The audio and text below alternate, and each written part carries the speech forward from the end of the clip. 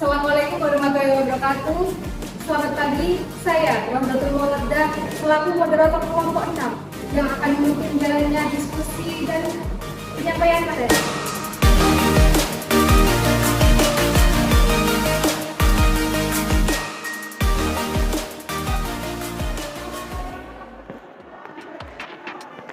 Beberapa tahun belakangan, geopolitik menjadi tren dalam kancah perpolitikan nasional maupun mancanegara, di mana geopolitik sendiri membahas tentang sistem politik yang berhubungan dengan letak geografis suatu negara. Lantas, bagaimanakah konsep geopolitik bagi negara Indonesia sendiri dengan posisi silang geografisnya yang terpampang dalam pusaran dunia internasional?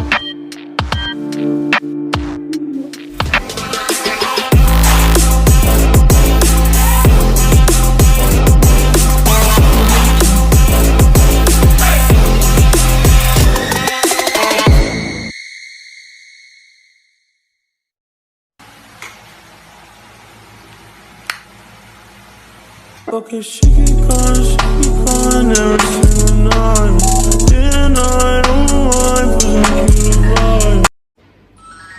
Di sini saya akan memperkenalkan anggota kelompok saya yang akan membantu menjelaskan mengenai wawasan Nusantara sebagai geopolitik Indonesia. Saya Alexis Lawas Prakoso dengan NIM 04. Saya Muhammad David dengan NIM 269. Saya Adita Alivia dengan NIM 02. Saya Berbisa Sainal lagi dengan NIM 38. Saya Eka Tafiri dengan NIM 06. Saya Nur Alisina dengan NIM 18. Sebelum masuk ke materi, saya akan membahas secara singkat materi yang akan kita bahas kali ini. Wawasan Nusantara merupakan salah satu konsepsi politik dalam ketatanegaraan Republik Indonesia. Wawasan Nusantara sebagai wawasan nasional bangsa Indonesia dibangun atas pandangan geopolitik bangsa. Konsep geopolitik Indonesia berlandaskan pada kewilayahan dan kehidupan bangsa. Baik, saya akan memberi kesempatan bagi rekan-rekan saya untuk menyampaikan materi. Materi pertama yang saya sampaikan adalah wilayah sebagai ruang hidup. Konsep geopolitik sesungguhnya adalah ilmu penyelenggaraan negara yang setiap kebijakannya dikaitkan dengan masalah-masalah geografi, wilayah, atau tempat tinggal suatu bangsa. Salah satu pedoman bangsa Indonesia adalah wawasan nasional yang berpijak pada wujud wilayah Nusantara sehingga disebut dengan wawasan Nusantara. Kepentingan nasional yang mendasar bagi bangsa Indonesia adalah upaya menjamin persatuan dan kesatuan wilayah bangsa dan segenap aspek kehidupan nasionalnya. Kemudian materi kedua akan disampaikan oleh rekan saya, yaitu Adita Alivia. Saya akan menyampaikan materi kedua yaitu tentang wawasan Nusantara sebagai geopolitik Indonesia. Suatu negara membutuhkan geopolitik untuk menentukan pembinaan politik nasional. Hal ini didasarkan kondisi dan situasi geografis dalam mencapai tujuan negara. Wawasan Nusantara adalah cara pandang bangsa Indonesia terhadap diri dan lingkungannya. Hakikat dari wawasan Nusantara yaitu menyatukan perbedaan dan batas wilayah di seluruh Indonesia, termasuk pandangan geopolitik yang berdasarkan pemikiran kewilayahan kehidupan bangsa negara Indonesia. Hal tersebut menjadi dasar pemikiran wawasan Nusantara yang terdiri atas filsafat, kewilayahan, sosial budaya, dan sejarah. Tujuan wawasan Nusantara sebagai geopolitik Indonesia secara umum tertuang dalam pembukaan UUD 1945 dijelaskan bahwa tujuan kemerdekaan Indonesia ialah untuk melindungi segenap bangsa Indonesia dan seluruh tumpah darah Indonesia dan untuk mewujudkan kesejahteraan umum, mencerdaskan kehidupan bangsa dan ikut melaksanakan kehidupan dunia yang berdasarkan kemerdekaan, perdamaian abadi, dan keadilan sosial. Selanjutnya akan disampaikan oleh rekan saya yaitu Eka Oktaviani. Untuk materi yang ketiga yaitu unsur-unsur dasar wawasan Nusantara. Wawasan Nusantara sesungguhnya memiliki ranah pengetahuan sikap dan perilaku.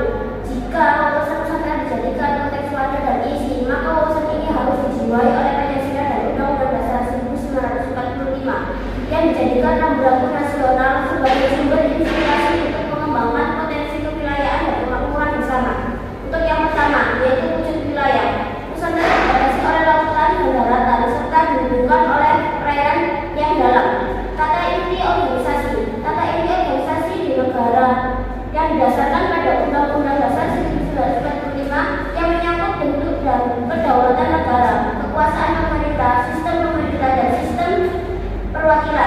kata kelengkapan, yaitu meliputi 4 hal, yaitu aparatur negara, yang kedua kesadaran politik masyarakat, dan yang ketiga media pers, dan yang keempat partisipasi rakyat. Wawasan Nusantara memiliki perwujudan yaitu mengutamakan persatuan dan kesatuan ekonomi, sosial budaya, dan mempertahankan keamanan. Untuk materi 4 akan dijelaskan oleh teman saya Hafiz. Wadah wawasan Nusantara sebagai wadah meliputi 3 komponen, yaitu 1. Wujud wilayah batas ruang itu, wilayah Nusantara ditentukan oleh lautan yang di dalamnya terdapat gagasan ribuan pulau yang saling dihubungkan oleh dalamnya tata inti organisasi bagi Indonesia. Tata inti organisasi negara, inti organisasi negara didasarkan pada UUD 1945 yang mengatur bentuk dan kedaulatan negara, kekuasaan pemerintahan, sistem pemerintahan, dan sistem perwakilan. 3. Tata kelengkapan organisasi. Tata kelengkapan organisasi adalah kesadaran politik dan kesadaran bernegara yang harus dimiliki oleh seluruh rakyat yang 160 mencakup partai politik, golongan dan organisasi masyarakat, kalangan peserta, seluruh aparatur negara. Yang akan disampaikan oleh rekan saya, Yudis. Baik, saya akan menjelaskan tentang isi wawasan Nusantara. Isi wawasan Nusantara ini tercantum pada perspektif kehidupan di Indonesia dalam eksistensinya yang meliputi cita-cita bangsa dan asas manusia yang terpadu. Konsep wawasan Nusantara juga berpangkal pada dasar ketuhanan Yang Maha Esa dan sebagai aktualisasi falsafah Pancasila yang menjadi landasan dan pedoman kelangsungan hidup bangsa Indonesia. Wawasan Nusantara dalam pembangunan nasional meliputi 2 hal. Yang pertama, mewujudkan Kepulauan Nusantara sebagai satu kesatuan politik, dan yang kedua sebagai satu kesatuan pertahanan keamanan. Selanjutnya akan disampaikan oleh rekan saya yaitu Nurul Afifina. Baik, selanjutnya saya akan menyampaikan materi tentang penerapan wawasan Nusantara dan tantangan di wilayah nasional.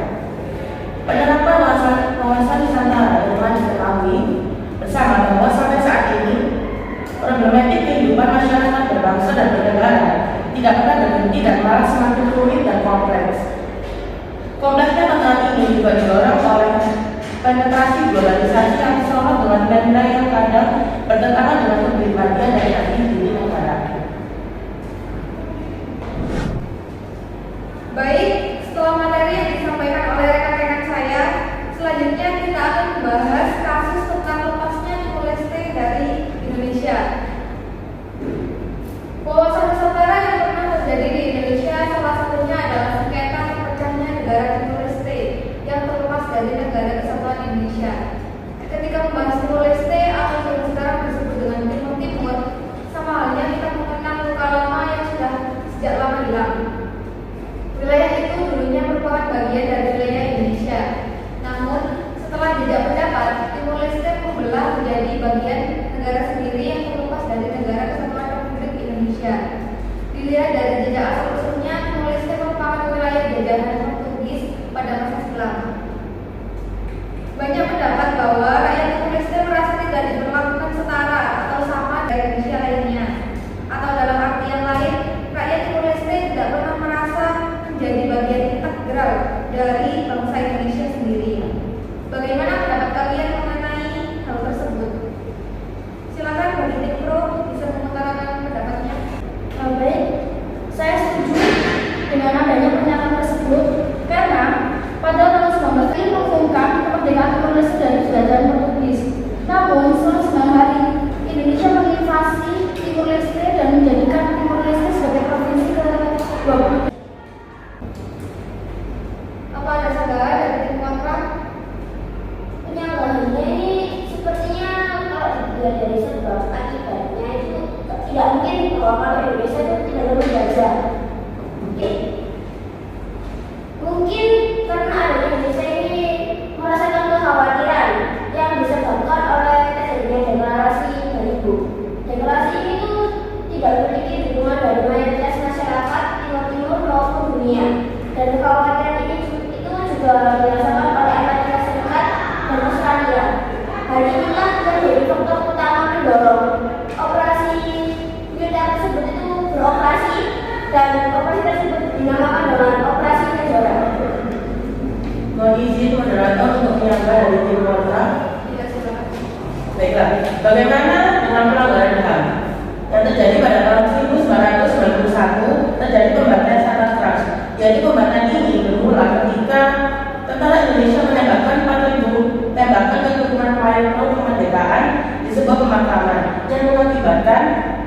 terdapat lebih dari 200 orang tewas.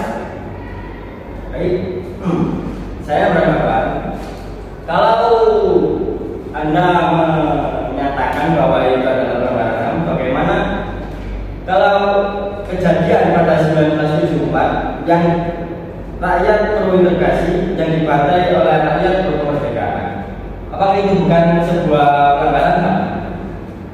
Sehingga mungkin karena adanya peristiwa pada 1974 itu, sehingga adanya unsur pembalasan untuk memusnahkan pemberontakan dan menghilangkan kekhawatiran.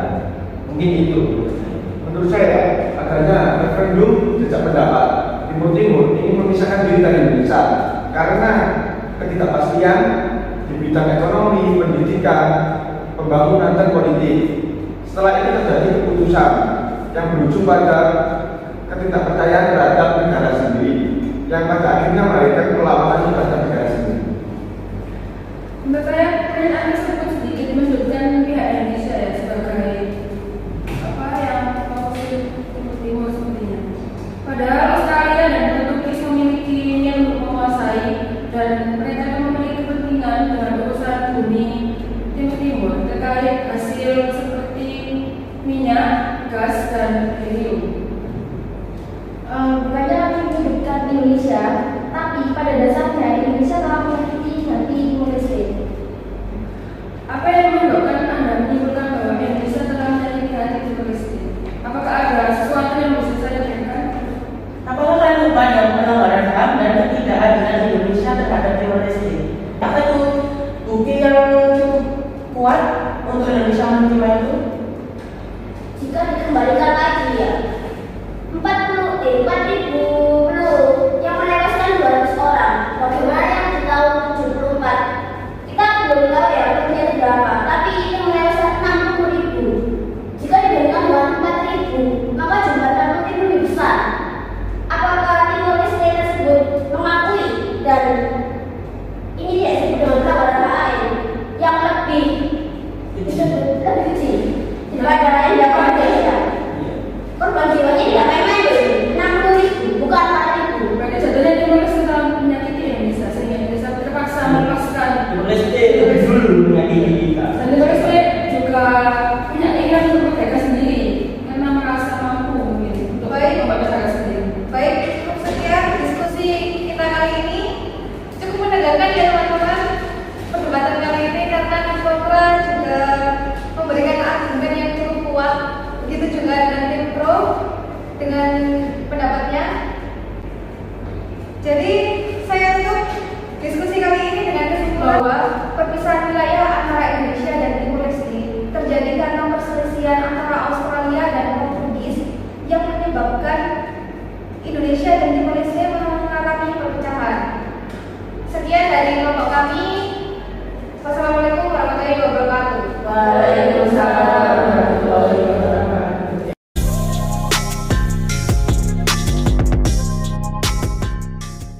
And I'll